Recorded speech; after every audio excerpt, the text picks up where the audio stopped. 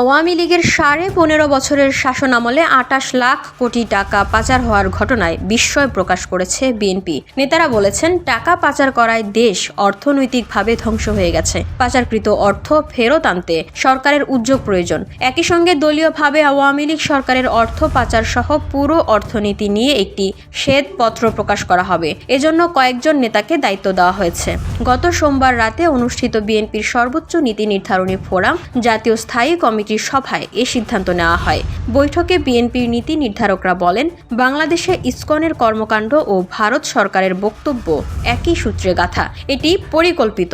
ভারতের বক্তব্য ও কর্মকাণ্ড উস্কানি দিচ্ছে। তারা সাম্প্রদায়িক দাঙ্গা লাগাতে চায়, দেশে এমন পরিস্থিতি তৈরি করতে চায় যাতে বিশ্বের কাছে বাংলাদেশকে সাম্প্রদায়িক রাষ্ট্র হিসেবে তুলে ধরা যায়। বৈঠক সূত্রে জানা যায়, ভারতের কর্মকাণ্ডের প্রতিবাদ জানিয়ে বিএনপি আজকালের মধ্যেই সংবাদ সম্মেলন করবে। সংবাদ সম্মেলনে ভারতের সাম্প্রতিক ও আগের কর্মকাণ্ডের একটি ডকুমেন্টারি দেখানোর কথা রয়েছে। বৈঠকে 21 আগস্ট গ্রেনেড হামলার রায়ে সন্তুষ্টি প্রকাশ করেছে বিএনপির জাতীয় স্থায়ী কমিটি। নেতারা বলেন, এ রায়ে প্রমাণ হয়েছে মামলাটি উদ্দেশ্যমূলক ছিল। শুধু রাজনৈতিক প্রতিহিংসার কারণে মামলাটি করা হয়েছে। বৈঠকে দলের নেতারা বলেন, পতিত প্রধানমন্ত্রী শেখ হাসিনা জিয়া পরিবারকে রাজনীতি থেকে নিশ্চিহ্ন করার প্রকল্প নিয়েছিলেন। 21 আগস্ট গ্রেনেড হামলার মামলা তারই একটি অংশ।